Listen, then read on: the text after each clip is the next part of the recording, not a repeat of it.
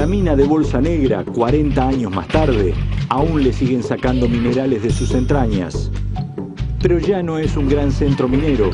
Apenas sí quedan algunos integrantes de una cooperativa que trabaja en forma artesanal. Calica Ferrer camina hoy por entre los hierros retorcidos que quedan de las antiguas máquinas. Escarba en la memoria su paso por este lugar, en las laderas del monte Illimani de Bolivia, hace más de 50 años.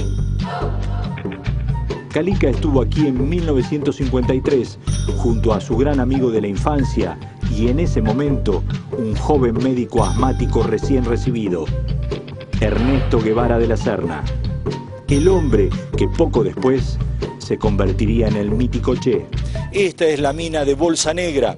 Hasta aquí llegaron hace 53 años Ernesto Guevara Lynch y su amigo Carlos Calica Ferrer. Ambos llegaron hasta aquí para ver cuáles eran las condiciones en las cuales estaban trabajando los mineros y por sobre todo en qué condiciones vivían ellos y sus familias.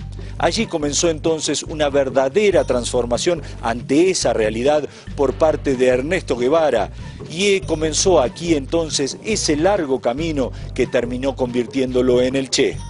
En Bolsa Negra se enfrentaron a la realidad que vivían entonces los mineros bolivianos y del resto de América Latina. Esta foto fue tomada por Ernesto en ese momento. Ahí está Calica junto a los mineros que participaban entonces del gobierno revolucionario del MNR de Siles Suazo y Paz Estensoro. Pero acá pienso que a lo mejor, qué sé yo, reconocen a un pariente. Este es uno de los administradores de la mina, que también había sido nacionalizada hace muy poco tiempo. Había triunfado ese movimiento que yo te digo y bueno. En estas montañas sagradas de los Aymara es donde Ernesto comienza su transformación. Es aquí donde se enfrenta a los interrogantes que lo obsesionaban. Y aunque aún no lo sabe, es aquí donde Ernesto se convierte en el Che. Voy a sacar el sombrero en honor de los dos tipos que llegaron acá hace 53 años. Nada más ni nada menos que Ernesto Guevara, el Che, y el que habla, Calica. Cuando llegó acá era Ernesto Guevara de la Serna. El Che le faltaba mucho tiempo todavía para ser el Che, ¿no? Fue un golpe en el... Él sintió un golpe en el nervio de una muela cuando te están haciendo un tratamiento de conductos, por ejemplo, y sentís un cimbronazo.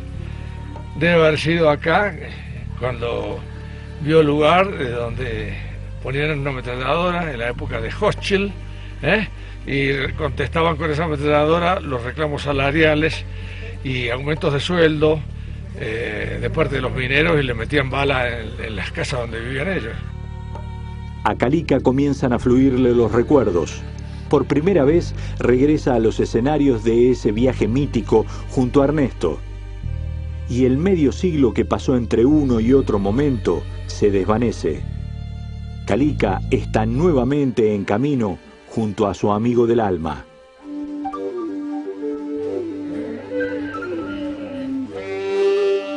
Habíamos salido de La Paz muy temprano con un sol magnífico y el Illimani al fondo coronando de gloria el altiplano, para luego meternos en esa nube que nos llevó hasta las laderas heladas de la Cordillera Real Boliviana. Queríamos recorrer los mismos caminos que habían andado hace medio siglo en ese segundo y definitivo viaje del Che Guevara. Calica, el ladero del revolucionario, es nuestro guía.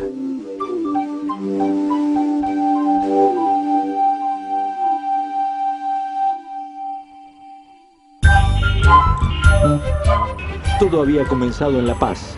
Allí Calica recorrió el Paseo del Pardo en busca del Hotel Sucre. En la terraza se encontraban con otros jóvenes exiliados y las tertulias duraban hasta la madrugada.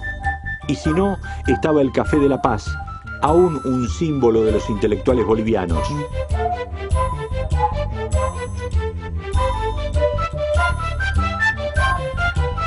Hacia la noche, todo se trasladaba a la UAT del Gallo de Oro, hoy convertida en un taller mecánico. Que usted no lo crea, aquí han venido personajes de la talla de Ernesto Che Guevara, los expresidentes, ahí estamos hablando Siles de Suazo, Víctor Víctor Tesoro, Siles Suazo. Siles Suazo, Era más amplio, para atrás tenía los baños. exactamente, pero todo eso se ha demolido. Claro, Se ha demolido ya, o sea, ya no existe lo de atrás, ya no existe. No, acá se cocinaba, Ya. la política se cocinaba acá. Pero Ernesto y Calica no habían llegado para quedarse en una ciudad.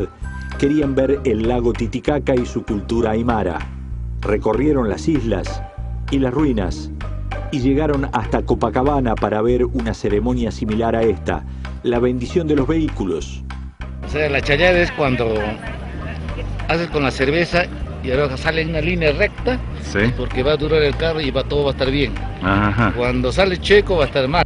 La gente los adorna con flores y guirnaldas y después bebe chicha o cerveza en honor a los santos y a la Pachamama, la Madre Tierra. Allí Ernesto también vio indignado a los curas sacando dinero por cada bendición. Acá estaba un cura de sotana negra, con plata en la mano y frente a una fila de indígenas. Y discutía con los... y Ernesto descubrió de que él estaba vendiendo terrenos en el cielo o una buena ubicación en el cielo, entonces discutía por los precios. Entonces por eso es que tenía la plata como si estuviera en una partida de pase inglés, ¿no?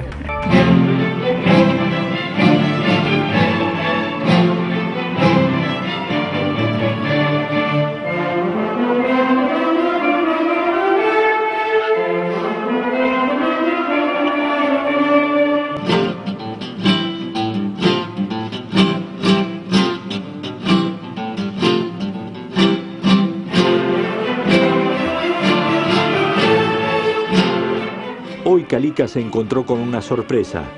Una orquesta juvenil de cámara llegó de España para tocar en la Basílica. Y el sonido le es muy familiar. Es Manuel de Falla. Mi padre, que fue médico, qué casualidad, fue médico de Ernesto Guevara, el Che y de Manuel de Falla.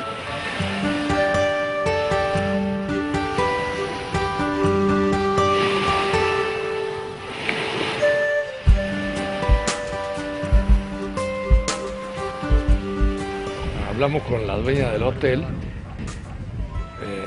y ella se encargó de conseguirnos el barquito. Y a la mañana temprano vino el botero con una cosa parecida a esto. Madera con un mástil al medio con una vela. Muy precario y remos. Así que bueno, ahí nos embarcamos. La primera parte fue todo fantástico, hasta que llegamos a la isla, casi todo con la vela, hasta que desembarcamos en la Isla del Sol, y ahí nos quisieron hacer creer de que unas ruinas que estaban cerca eran las ruinas del Templo del Sol. Y Ernesto, que había estudiado y leído mucho sobre la civilización inca y sobre todo esto, el lago Titicaca, Cusco, todo, es decir, todo lo que era el imperio inca, le dijo que no, que ese no era. Y al rato, bueno, el barquero dijo, sí, en realidad no es, pero si vamos hasta la Isla del Sol, vamos a tardar mucho, vamos a salir de noche. Y Ernesto dijo, no me importa, yo creo que usted me lleve ahí, a donde yo lo... Y ahí que lo vamos a llevar, hubo unos empujones con unos amigos de él ahí, al borde de las piñas, pero vieron la decisión nuestra.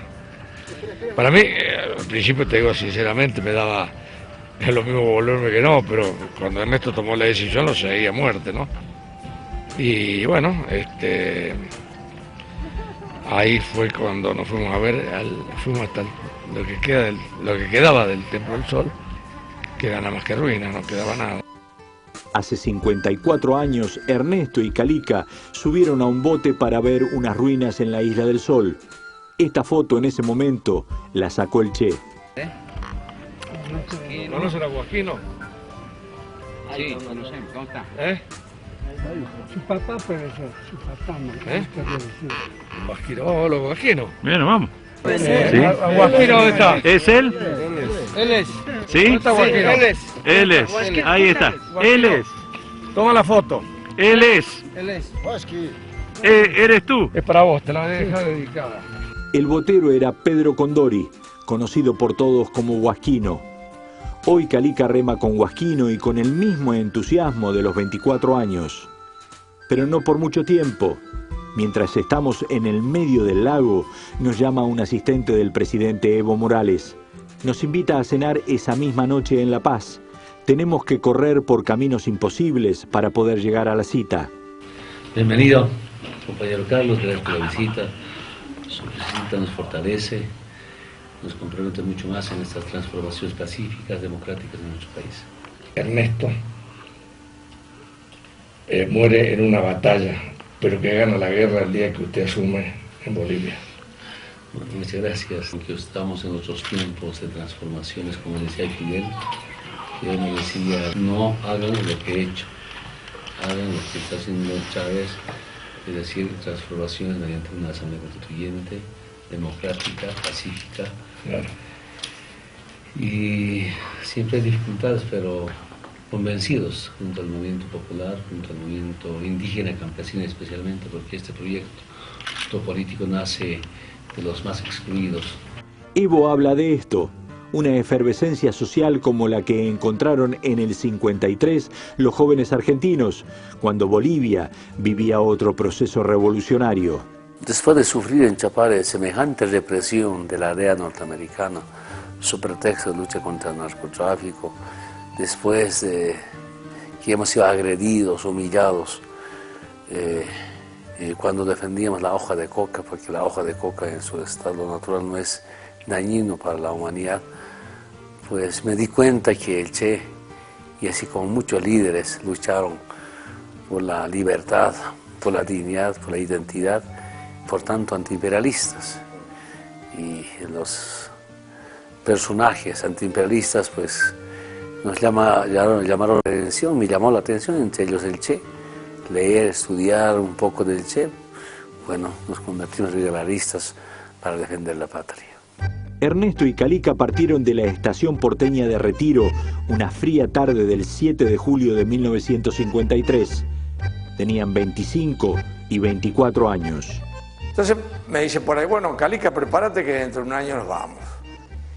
Entonces yo pensé, le voy a tocar la moral. Le digo, no, pero ¿qué? Ya vos tenés que dar 12 materias para poderte recibir, ¿y qué la vas a dar en un año? Entonces me dice, no en las palabras que tendría que repetir acá, me dijo, pero vos qué te crees, vas a ver que sí que las voy a dar, papá. Así que bueno, yo sabía que él iba bien en los exámenes porque estudiaba con mi hermano Jorge, que es más chico, pero que claro, como Ernesto se había atrasado un año por el viaje de Granado, estudiaban muchas materias juntos. Así que al año,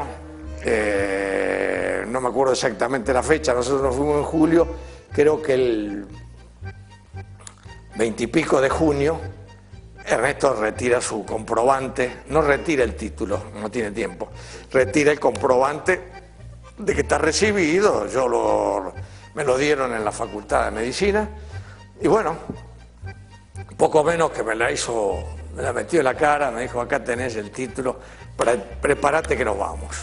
Los había ido a despedir una multitud de amigos y familiares. Cayó Ernesto con sus padres, sus hermanos, su séquito de amigos y amigas.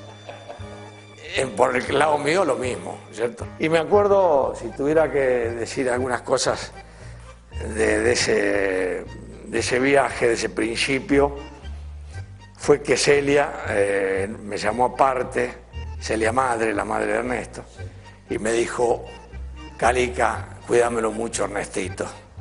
Así que mirá qué responsabilidad tenía yo de cuidar a qué personaje, ¿no?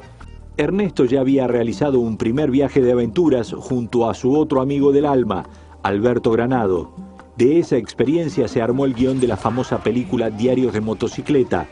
Pero había sido eso, aventura y una primera aproximación a la realidad política y social latinoamericana. Se puede decir que cuando salimos, hasta que la moto se rompe, el líder absoluto era yo.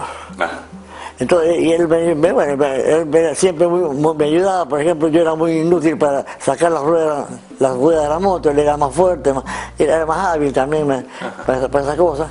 Pero me trataba siempre de ayudar. Pero entonces después ya cuando se rompe la moto, ya en Chile, después que él tiene esa entrevista con aquella enferma, donde él se establece que era hora de ocuparse de los pueblos, yo ya me doy cuenta, ahora me doy cuenta, pero si nada, aunque no se fuera tan netamente como es ahora, yo ya me doy cuenta de que ya el liderazgo lo voy perdiendo, ¿no? Y que va ejerciendo el liderazgo él a partir después cuando nos encontramos con los mineros, después cuando le tiramos las piedras, él le tira las piedras al camión de la Anaconda Company. Así que ya se va perfilando, después se tira al agua y se pone a cruzar el Amazonas, más que el único medio que es que se lo hubieran comido los cocodrilos, ¿no?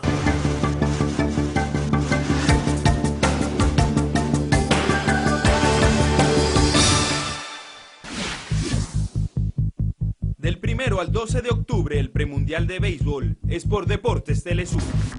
Deportes Telesur ya se encuentra en Carolina, Puerto Rico, para llevarle todas las incidencias de este premundial de béisbol que reúne a 12 países de nuestra América. Nuestros enviados especiales están presentes para informarle de los juegos, resultados y las clasificaciones. El béisbol y el deporte en América Latina solo tiene una ventana: Deportes Telesur. Retomamos la actualidad y política de nuestro continente. En Realidades conoceremos esta situación. Exigimos respeto para la población civil. Y otros temas de inclusión a las minorías. Nos han quitado de noche a la mañana, pues, hora base. Las ventas durísimas. Así que recién mañana van a venir unos médicos. Porque no queremos más muertes en situación de calle. Han recibido balazos de la policía. Es una discusión política de fondo. Desde Caracas, Venezuela, les acompaña Mildred Baptista. Realidades, todos los sábados, solo por Telesur. La toma de posesión de un cerro rico en ventas de minerales. Los españoles se enteran de que aquí había plata, vienen como locos, suben al cerro y hacen la posesión. Mientras España llena sus arcas de plata, los indios tienen que soportar todo el peso de la extracción minera. Historias de las ciudades. Potosí, este domingo, por Telesur. Manténgase al día con los sucesos más importantes de la semana. En 30 minutos, un resumen de los hechos que hacen noticia en América y el mundo. Síntesis, todos los sábados, por Telesur.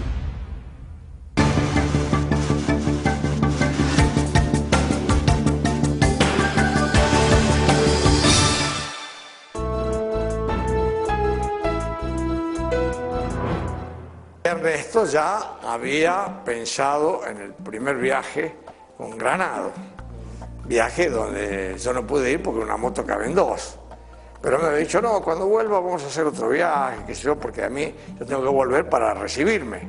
Ernesto, cuando se va con Granado, le faltaban 12 materias para recibirse de médico. Así que bueno, Ernesto hace ese viaje memorable, que está fantásticamente mostrado en diarios de motocicleta, donde inclusive yo no creo que haya sido a propósito, la figura de Granado es más destacada porque la labor de Rodrigo de la Serna es excepcional y lo pinta exactamente cuál es Granado, porque así lo conozco yo a él, lo conozco mucho, es muy amigo mío. Ernesto y Calica emprenden el largo viaje desde Buenos Aires a Caracas. Viajaban con muy poco dinero y Ernesto tenía problemas de salud. Me acuerdo que en Villazón le dio el primer ataque de asma grave que yo le vi a Ernesto. Grave. Creí que no resistía el ataque. Cuando le daba un ataque de asma, se hacían un saumerio para mejorarse, unos humos para mejorar el asma. Y entonces él, en vez de estar ahí sentado en un lugar y decir, ay, pero qué lástima, en vez de estar afuera con el lindo día que hace, tener que estar metido aquí. Él, en vez de hacer eso, agarraba un libro y se ponía a escribir. No solamente se ponía a leerlo, sino que también hasta a analizarlo.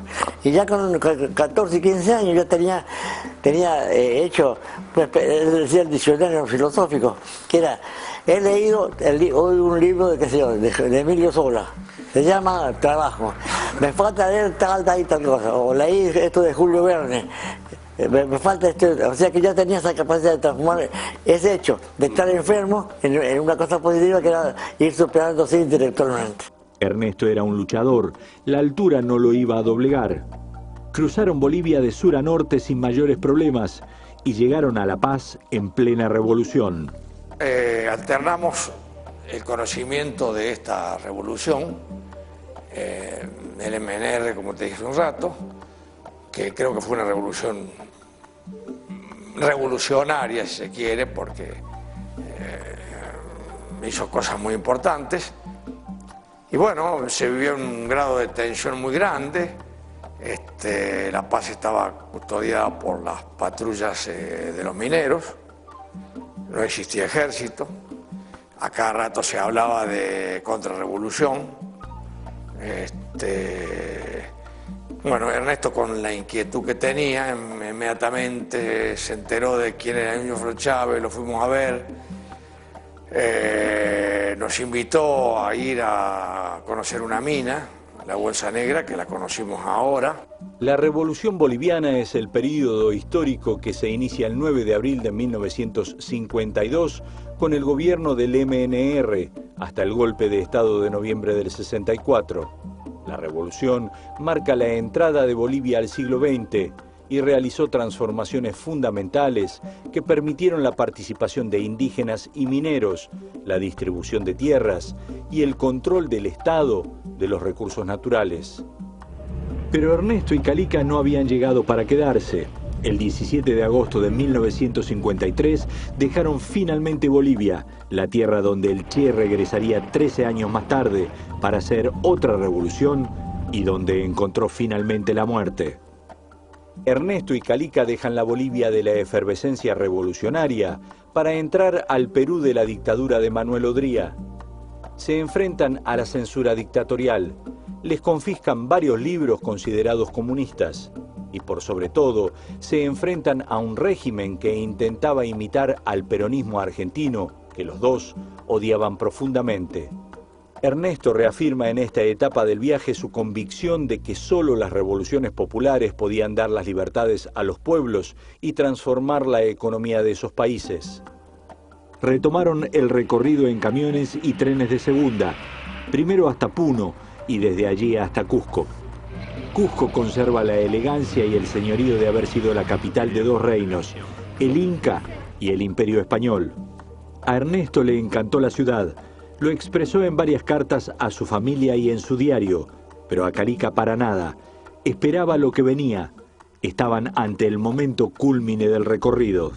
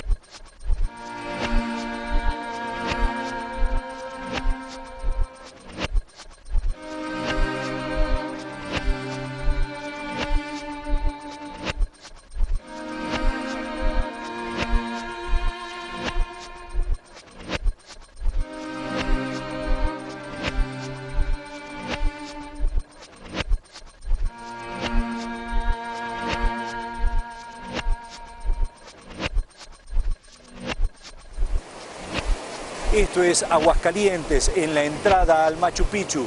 Hasta aquí llegaron Ernesto y Calica para recorrer las ruinas incaicas. Y lo que encontró aquí el Che fue un verdadero descubrimiento para él. las raíces indígenas de América Latina.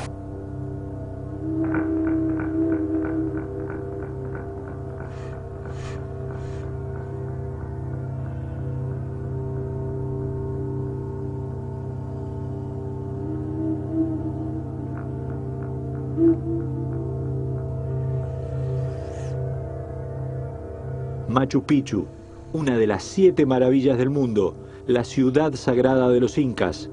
Acá la desacralizaron Ernesto y Calica jugando un partido de fútbol memorable en la Plaza Mayor. Ernesto de arquero me dijo, cuidado cuando corras porque te vas a desmayar. Y yo le dije que me dejara jorobar, que yo sabía lo que tenía que hacer. Bueno, el primer pique que hice al suelo. Vi el partido o el picadito que nos habían invitado, que siempre nos torean a los argentinos. A ver, vamos a jugar contra los argentinos. Ernesto jugó muy bien de arquero, pero lo vi atajar yo, porque yo no pude participar del partido porque terminé desmayado. Calica recorre hoy los pasillos de la ciudad real incaica observando cada detalle y tratando de encontrar exactamente los lugares recorridos hace medio siglo.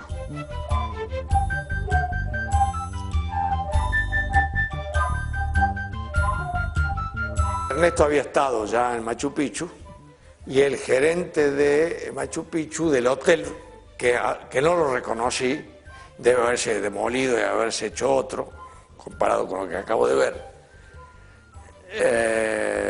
era un señor Soto, que tenía una cierta admiración por los argentinos, ¿no?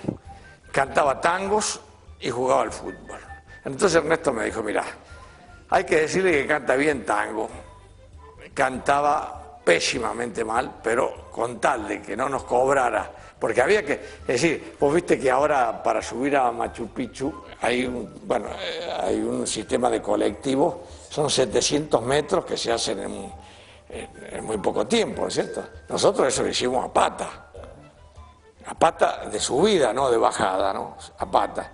Y arriba, bueno, si no teníamos cómo quedarnos, seguramente hubiese sido otro problema haber llegado de noche, de vuelta. Entonces ya estábamos juramentados. Hay que decirle que canta bien y si vamos a jugar, a hacer un picadito, un tiro al arco, no hay que atajarle ninguno al tipo para que se quede contento. Entonces parece que nuevamente le caímos muy bien, como le habían caído Granado y el Che, Ernesto, para mí. Y la cuestión que dijo, no, estos chicos se quedan esta noche, son mis invitados, eso sí, disculpen, lo vamos a poner en una habitación de servicio. En esa época, a Machu Picchu, hoy en día cuesta $240 ir a Machu Picchu. Imagínate que en aquella época podía algún gringo con mucha plata irse a ver ese hotel, ¿no? Aquí Ernesto ya sabe que lo que busca no es más aventura, es un viaje que lo convierta en revolucionario. Ernesto es notorio en el viaje que ya empieza a pensar de que estas democracias tibias e inoperantes y que terminaban siempre en manos de los muchachos del norte, del tío Sam, no facilitaban ni solucionaban los verdaderos problemas que tenía la gente de América, el hambre, la falta de medicina, la falta de educación, etcétera, etcétera. Entonces, por eso Ernesto todavía se empieza para mí a vislumbrar ya un tipo que está buscando algo para hacer, ¿no es cierto? Y conociéndolo a él, que siempre estaba en la búsqueda de algo nuevo, de algo útil, provechoso, bueno, se presentó para mí, cuando lo conocí a Fidel en México. Ernesto y Calica siguen hacia Lima y Guayaquil, en Ecuador. Allí se separan para siempre. El Che se va a hacer la revolución a Cuba. Calica se queda en Caracas. Ya después que deja los mismos Calica, porque Calica en Ecuador, Calica decide venir a volverme, que yo los estaba esperando. Quien estaba esperando era al Che. Pero de golpe, en vez de llegar el Che, Ernesto, me cae Calica, que lo conocía, pero que yo nunca lo pensé capaz de hacer, porque lo tenía por un pituquito, ¿no? Pero bueno, ahí fue donde ya Cuando él llega a Nicaragua, a Guatemala, es donde se da cuenta de que hay que hacer algo más.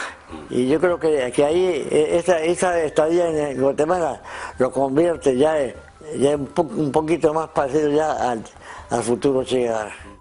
Ernesto quiere ir a Guatemala. 2 años antes se había iniciado ahí un proceso revolucionario liderado por el presidente Jacobo Arbenz.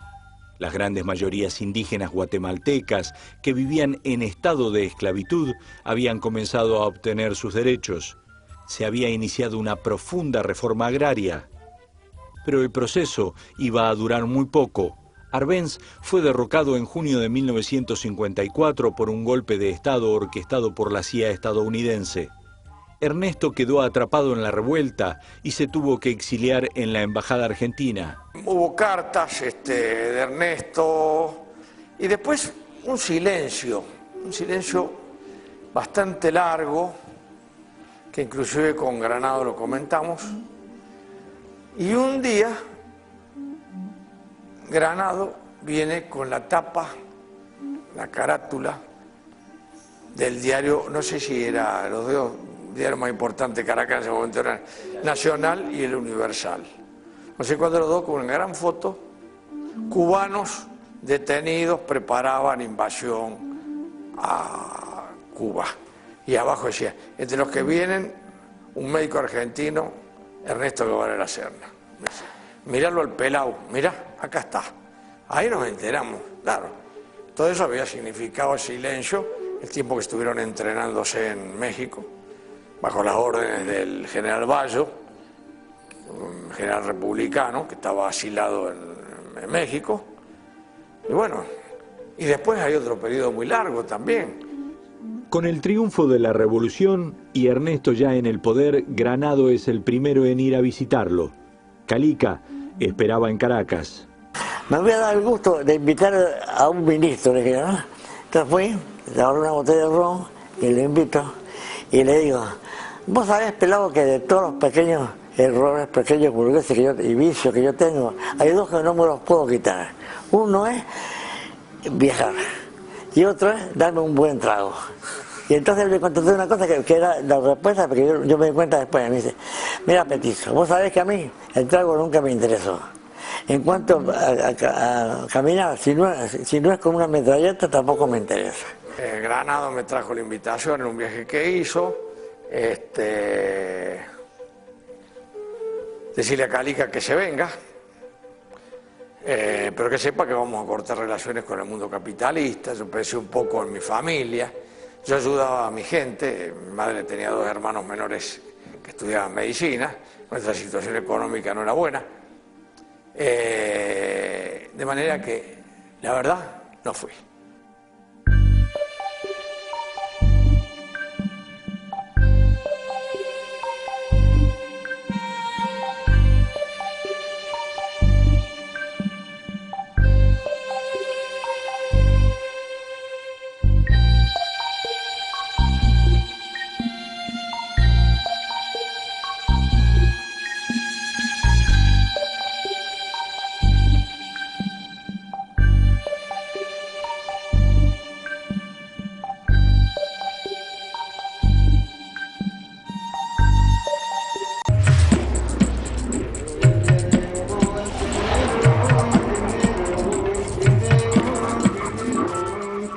Hasta el 10 de octubre vive la emoción y la adrenalina del Mundial de Voleibol Masculino. Desde Italia, Fernando Ramírez nos trae lo mejor de los encuentros y sus resultados. El Mundial de Voleibol Italia 2010 es por Deportes Telesur. A 43 años del asesinato del guerrillero heroico, Telesur dedica una semana a su ejemplo y legado. Lunes 4 de octubre, documentales Telesur, el Che en todas partes. Me siento tan patriota de Latinoamérica, de cualquier país de Latinoamérica, como el que más. Martes 5 de octubre, Destino Latinoamérica, viajes del Che. Reviviremos anécdotas de viaje, veremos paisajes y conversaremos con compañeros de 2 de sus viajes. Viernes 8 de octubre, documentales Telesur, el viaje en que Ernesto se convirtió en el Che. Ernesto y Calica siguen hacia Lima y Guayaquil, en Ecuador.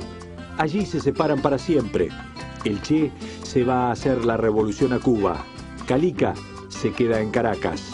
Trabajos audiovisuales que solo podrá ver en nuestra pantalla. Semana del Che, a 43 años de su siembra, solo por Telesur.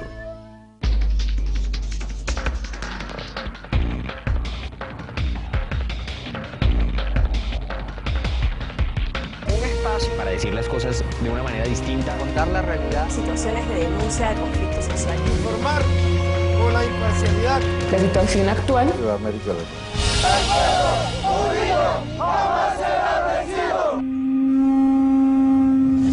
Reportajes Telesur, todos los miércoles, solo por Telesur.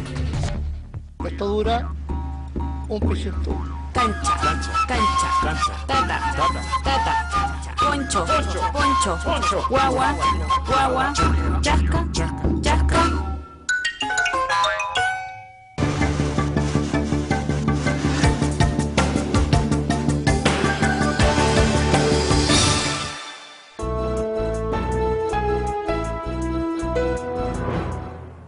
Regresamos a La Paz en busca de otro tesoro enterrado que marca la vida del Che. Aquí, en este sobre, se encuentra el original, las libretas originales del diario del Che. Esto se guarda aquí absolutamente lacrado, firmado por varias autoridades. Aquí está trabajando el notario público en este momento. Desde 1986, en las bóvedas de este Banco Central de la República de Bolivia, se encuentra el diario del Che. Hoy lo vamos a abrir por primera vez en mucho tiempo y por octava vez desde que se entregaron al gobierno de Bolivia. El raconto que hizo el propio Guevara de su regreso a esta tierra 13 años más tarde. El Che fue escribiendo toda su campaña desde noviembre de 1966 hasta el 7 de octubre de 1967, cuando quiso establecer un foco guerrillero en las montañas bolivianas para intentar expandirlo hacia todo el resto de Sudamérica. Primero en esta libreta roja espiralada. Allí también consignó los comunicados que iba difundiendo la guerrilla y hasta una larga lista de libros que tenían en la selva. El resto está en esta agenda alemana que el Che compró por su paso en Praga. Allí anotaba los acontecimientos de cada día, un resumen por mes y la evaluación de cada uno de sus hombres. También aparece el diario de otro guerrillero cubano, Pombo, y unas fotos de su mujer y su hijo. Es una orden de Pombo, guardan las ametralladoras. Y algunas hojas sueltas de otra libreta del Che. Es un valor simbólico. Ya nada que investigar, todo está fotocopiado, todo está conocido, publicado, todo, ¿no es cierto? Entonces, para los militares tiene ese sentido de trofeo. Los diarios fueron confiscados por el ejército boliviano cuando Ernesto Guevara fue atrapado exactamente aquí, en la Quebrada del Churo, a 60 kilómetros de Valle Grande, el 8 de octubre de 1967. Y fue microfilmado por un agente de la CIA mientras el Che permanecía prisionero en esta escuelita del poblado de La Higuera. Ahí es donde lo matan a la mañana siguiente. Este hombre, el ministro Antonio Arguedas, es quien lo hace llegar a Cuba para su primera publicación. Pero los originales siempre fueron guardados con mucho secreto. Vienen los tiempos más convulsos de los últimos gobiernos militares y de pronto se dan cuenta que han desaparecido estos documentos. Empieza la investigación, primero la ocultan mucho tiempo, ocultan el hecho, pero después investigan y bueno, pues los diarios no están. Y en ese momento aparece un aviso en periódicos de Londres donde se anuncia el remate por la famosa casa rematadora Sotheby's. Se lo había robado el dictador García Meza, pero el gobierno boliviano reclamó y ganó el juicio. En 1986 el diario volvió a La Paz y fue depositado en el Banco Central. Desde entonces está clasificado como un secreto de Estado y guardado en el lugar de máxima seguridad de Bolivia. Calica participa de la ceremonia y se conmociona ante los escritos de su amigo. Que me llama la atención que el día 7 de octubre, que es el último día que Ernesto escribe su diario, no muestre ningún síntoma peligro, de que se puedan precipitar cosas muy graves.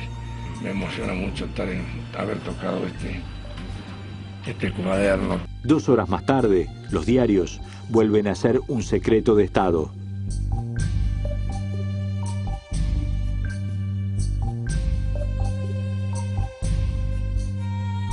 Y las gotas del lacre rojo se funden para mantener esos documentos históricos, una vez más, en las sombras.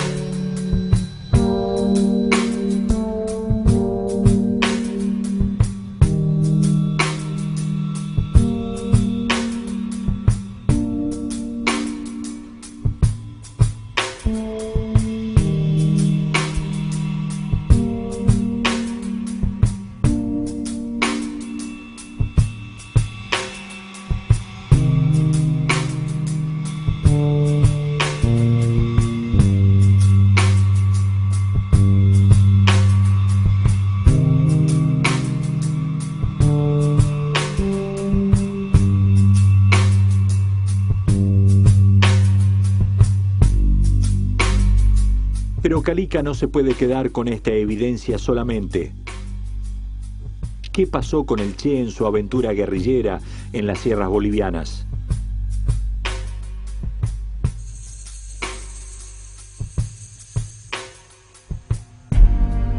Los espinillos rasgan la piel, las piedras hacen resbalar, cada paso levanta una nube de tierra que entra en la nariz, las ramas impiden el paso. La sed es insoportable. Subimos por el mismo sendero que recorrió el Che Guevara hace 40 años en sus últimas horas de vida. Esta es la quebrada del Churo. Aquí es donde atraparon al Che Guevara. En esas piedras que están aquí atrás estaba parapetado cuando un certero disparo de uno de los soldados le inutilizó el fusil. Fue cuando salió, dio su nombre y se entregó. El objetivo de la columna guerrillera era llegar a este pueblo, Pucará, pero un campesino los delató y el ejército les cortó el paso. Yo al Che lo vi cuando llegó el 26 de septiembre, llegaron aquí a la higuera, primero llegaron 4. Esos 4 pasaron, esos han muerto allí en la Abra Albatán, porque los militares estaban esperándolo, hay una barda de piedra y lo habían estado esperando. Ahí ha muerto Coco Peredo, Miguel y Julio. El Chino, el Alto, se escapó por esa quebrada para abajo. A la media hora ellos llegaron aquí a la placita. Esos 16 llegaron ahí con sus 2 mulas cargadas y bien equipados. Un señor vivía al frente, se llamaba Desiderio Sinaga. Ese señor salió a charlar con ellos. Y los demás gente, toda la gente era ocultada, nosotros por los huecos de la puerta miraban, porque teníamos mucho miedo. Y de ahí ellos ya, el otro grupo, los 16, ya no han ido para Pucará, ya se han ido hacia el sendero que hay, ese barrio grande. Y los militares se han ido persiguiéndolo hasta donde había sido la noche. Fue la noche y de ahí ya ellos lo perdieron. De ahí se habían dado la vuelta a la quebrada del Churo, por ahí. Pero ellos, los militares, no sabían para dónde se fueron. Si se pasaron a la banda, a la parte de Chuquisaca, o estaban en el río arriba. Ellos se vinieron a acampar allí al frente, era el campamento, en aquellas casas. Se vinieron a dormir ahí al otro día vuelta. Todos los días iban a huellar, no lo encontraban. Lo perdieron. Ellos pensaron que se fueron río arriba, por la orilla del río, pero nada. A los 11 días que pasó la guerrilla aquí, justo ellos había venido un señor del Quiñal a la quebrada del Churo y ese los había encontrado ahí en esa quebrada donde hay una cueva. Ellos habían estado viviendo ahí. Y las únicas que sabían era esta enanita y esta abuelita, ellas vivían ahí en esa quebrada. Y con ellas habían estado dialogando, ellos le vendían carne, queso, leche, pero ellos no avisaban. Y el señor ese había bajado a ver su vaca a las 12 y se encontró con ella. Ese es el que los ha denunciado y entonces lo que han ido ya al otro día al amanecer a donde estaban ellos y ha sido el encuentro fuerte, donde le han pegado a su arma del Che y le han herido el pie y ahí le han reventado la vista a un chino, que no, Willy creo era el chino. Le han reventado su ojo, no veía, a los únicos dos esos han traído del Churro. Al Che lo han traído sueltito, nada de preso, solamente 3 militares acompañándole. Este es el caminito que el 8 de octubre por la tarde lo sacan al Che Guevara prisionero entre 2 militares escoltados y lo llevan a la higuera. El Che iba herido en la pierna derecha. Lo encerraron en la escuelita del poblado de la Higuera. Entonces era apenas una tapera de adobe. Hoy está reconstruida y transformada en museo. En la escuelita intentaron interrogarlo varias veces sin ningún éxito. El Che resistió toda esa noche y hasta el otro mediodía. Entre los que vieron al Che en esas horas está esta mujer, Julia Cortés, que entonces tenía 19 años y era la maestra del lugar.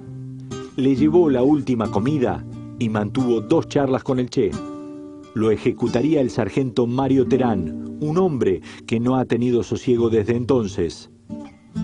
La Junta Militar ordenó trasladar el cuerpo hasta Valle Grande, unos 60 kilómetros, y depositar el cadáver en este hospital, el del Señor de Malta. Esta es la enfermera que preparó el cuerpo.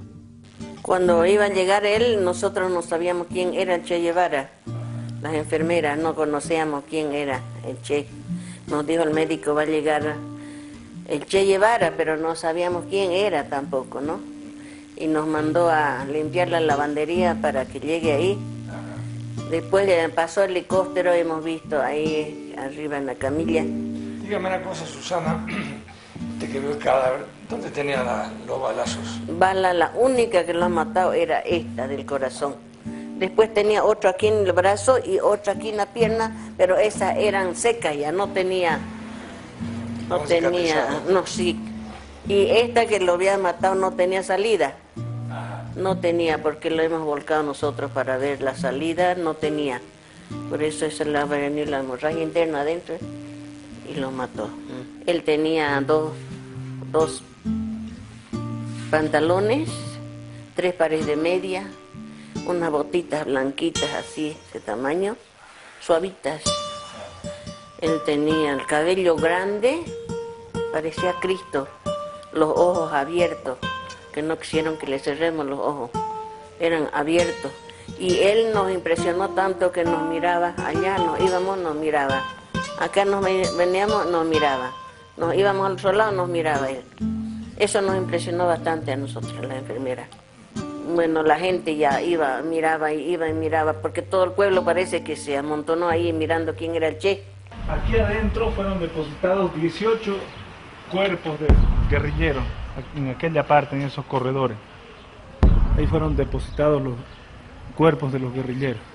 El cadáver fue colocado en la lavandería del hospital para que lo viera la prensa internacional. Desde entonces este lugar se ha convertido en un sitio de recuerdo donde ciudadanos de todo el mundo vienen, escriben su pensamiento y tratan de recordarlo.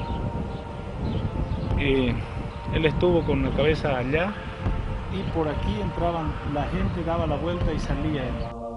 Hoy es un lugar de peregrinación de gente de todo el mundo. Sus paredes están repletas de inscripciones saludando la vida heroica del Che. Es ahí donde René Codima logró sacar la primera foto de esa figura parecida a Cristo en la cruz. Y yo no tenía el flash incorporado, entonces un militar me dice, sáquele foto ahí, me dice. Le puse un flashazo. Me muestra la fotografía del Che en la camilla. Y dice, mira, me dice uno periodista, mira Alberto, con la fuerza que tenía Ernesto, esos bracitos van a hacerlos ver. Y yo que sabía que la fuerza que tenía era fuerza de tipo nervioso, no era un tipo muscular, sino que por su capacidad fue nerviosa, me di cuenta que era él, porque yo me había bañado mucho con él, habíamos ido junto al rugby. Digo, desgraciadamente esos bracitos, digo, son los de él. Imagínate, yo no quise ver más nada, me fui a mi casa, le di una vuelta a la escuela de medicina donde él me iba a ver todos los días, cada vez que iba a Santiago y ahí me reputé por no haber sido más cariñoso con él. Bueno, de ahí estaba el Che ahí y se perdió, estuvo 2 días sus noches y se perdió Che. No se supo qué se hizo al cadáver. Unas pocas horas más tarde, los militares ordenaron hacer desaparecer el cadáver. Lo tiraron en un pozo junto a otros 6 guerrilleros en este lugar que ahora es un santuario. Esta es la fosa donde fue ocultado el cadáver del Che Guevara durante 30 años. Aquí se descubrió recién en 1997 que estaba enterrado en una fosa común al lado del aeropuerto o aeródromo de Valle Grande. Es aquí entonces donde terminó su vida el Che, pero que comenzó entonces su camino en la historia. El trabajo de un grupo de médicos forenses argentinos y cubanos hizo posible encontrar esta y otra fosa cercana en la que se había intentado hacer desaparecer los cadáveres del Che Guevara y sus compañeros guerrilleros. Hoy Valle Grande y La Higuera son lugares de culto de gente de todo el mundo que quiere seguir los caminos del Che. Y también de grandes negocios. La bebida más popular de esta zona es esta, un dudoso ron cola. Sin embargo, la Quebrada del Churo y La Higuera aún conservan la atmósfera de la época en la que el Che caminó por allí. Siguen guardando la magia del lugar en que el revolucionario se convirtió en mito. Para Calica, todo este recorrido no es suficiente. Está sin consuelo ante la que fue la tumba de su amigo. Aún le duele su indecisión. Aún siente que tenía que haber ido a verlo a Cuba, que se tenía que haber jugado con él en la Sierra Maestra o acá en Bolivia. Si hay algo que me quedó pendiente y tengo un remordimiento, es no haberme ido en ese momento. Como decía un amigo mío, y mira, estarías mirando los mocasines de abajo, porque te bajaban del primer balazo, seguramente el destino estaba como que Ernesto se iba a salvar e iba a triunfar en esa revolución. Pero son esas cosas que ya pasaron y no se pueden modificar. Me quedó eso. Ojalá hubiese ido. Pero ya es tarde para remordimientos. Ernesto pasó a la historia y Calica es el eslabón vivo de esa odisea. Queda la memoria, el recuerdo de ese viaje del 53 en el que Ernesto se convirtió en el Che.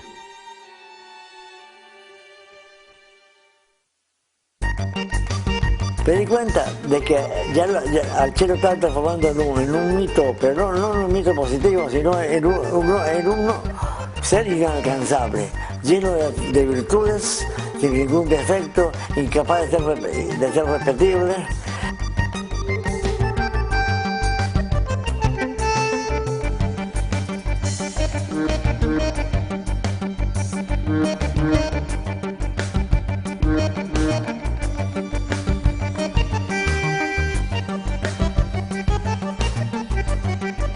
Por más críticas y pseudocríticas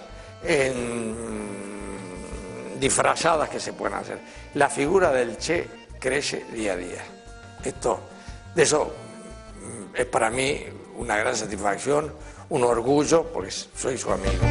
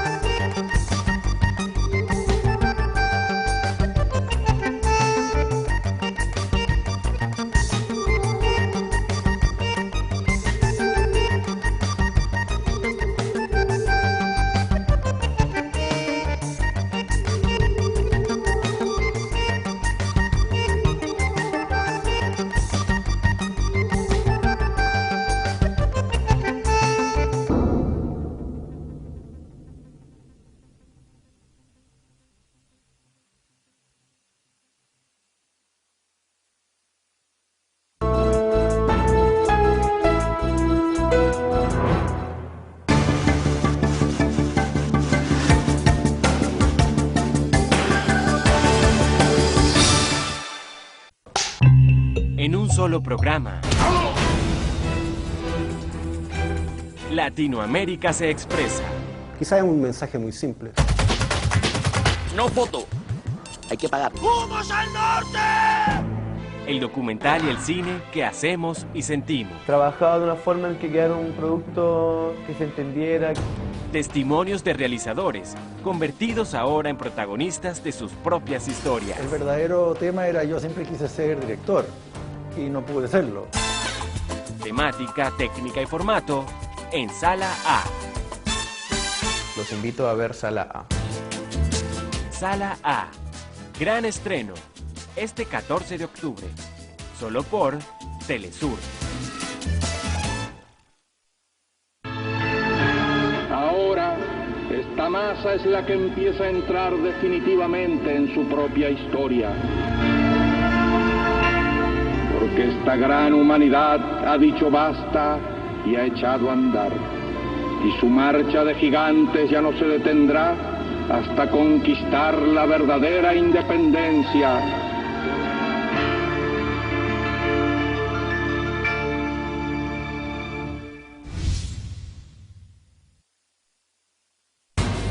Todos los miércoles de octubre. Aquí en Estados Unidos a los latinos nos están señalando como criminales. La problemática migratoria y las penurias de los latinos en una de las fronteras con mayor movimiento del mundo.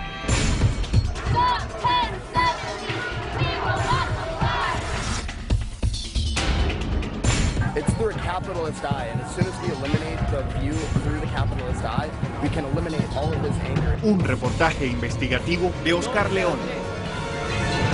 Había una vez en Arizona, todos los miércoles, por Telesur. Cae la Segunda República de Venezuela en manos realistas y Simón Bolívar, perseguido y sin recursos, se refugia en Jamaica en busca de la ayuda de los ingleses para reiniciar la lucha por la independencia. Sin obtener ningún resultado, entonces se traslada a Haití, en donde el presidente Alejandro Petión lo recibe con los brazos abiertos y le ofrece su apoyo a pesar de los riesgos que esto implicaba, dada la difícil situación que atravesaba su país por los hostigamientos de Francia y las divisiones internas. Desde Venezuela, las autoridades españolas le recriminan a Petión por proteger a los patriotas, pero este está dispuesto a brindar protección y la ayuda necesaria para reactivar la revolución en América con la única y sola condición de que Bolívar libere a los negros esclavizados en los lugares que emancipará. La decisión de Petión es firme y a pesar de que la primera expedición fracasa, brinda una vez más hombres, armamento y dinero. Y en esta segunda expedición, Bolívar saldrá por fin victorioso. Toda su vida guardará a Petión su más profundo agradecimiento y admiración, a quien llamó primer bienhechor de la tierra, a quien un día la América proclamará su libertador.